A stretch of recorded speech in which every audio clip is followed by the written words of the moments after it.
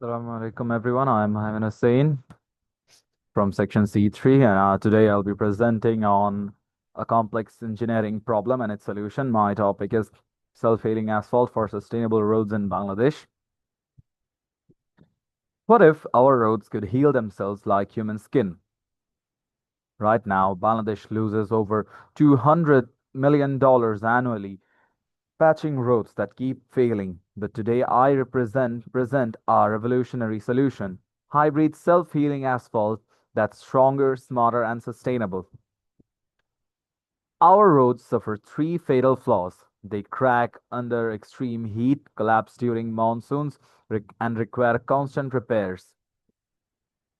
Last year alone, the poor roads conditions caused over 5,000 accidents in Dhaka. Isn't just inconvenient, it's deadly.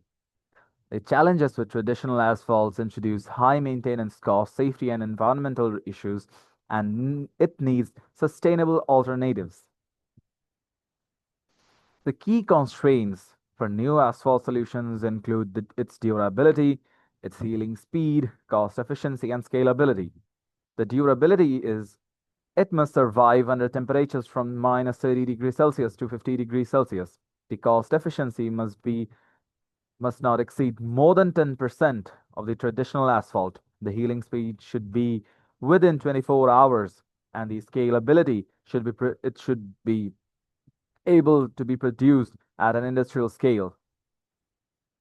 The possible solutions for such problem includes the bacterial encapsulated asphalt, which biologically heals crack by producing calcite through bacteria, the solar activated plastic healing, that is plastic components activated by sunlight to repair damage efficiently, and hybrid 3D printed bacteria plus grid, which combines 3D printed grid and bacteria for superior durability and healing. Amongst these three, the hybrid 3D printed grid is the most convenient technology because the bacteria that is used, Bacillus pseudoformis, is dormant until water activates them. It can produce calcite that fills cracks in 48 to 72 hours and survives up to 5 years in the asphalt. On the other hand, the 3D grid that is made from recycled PET bottles and is of hexagonal pattern which stops cracks from spreading and adds a strong fracture toughness.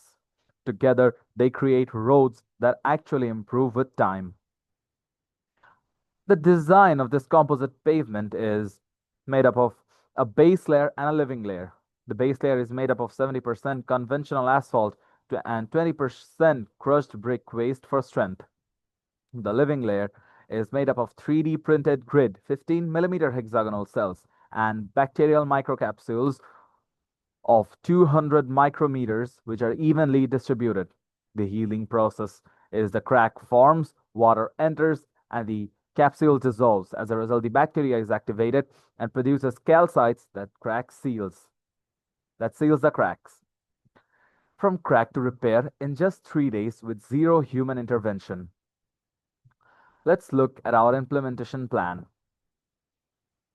Our 18-month battle plan includes lab testing under monsoon simulation, optimizing the bacterial survival rate. The phase 2 is 4 to 9 months, where 200-meter pilot road in Dhaka is produced, which consists of IoT sensors that monitor performance. The phase 3, 10 to 18 months, government's partnership for scaling and local workforce training program to help understand people how it works. Within 2 years, this could be our new national standard. Let's look at the expected outcomes. 90% crack heals within 72 hours. Road lifespan doubles up to 10 years plus. 30% reduction in CO2 emissions and 20% less plastic waste in landfills. That is not just improvement, it's revolution. Let's look at the cost summary of this self-healing asphalt. The initial cost is $12 per meter square, whereas the self-healing is a bit expensive, 15.18 to $16 per meter square. But if we think in a long-term span, The 10-year maintenance cost of the traditional asphalt increases up to $100 per meter square, whereas the self-healing only costs $40 per meter square. The lifespan of a traditional asphalt is 5 years, whereas the self-healing can last more than 10 years. That's 50% saving in long term. Plus, we are recycling plastic waste.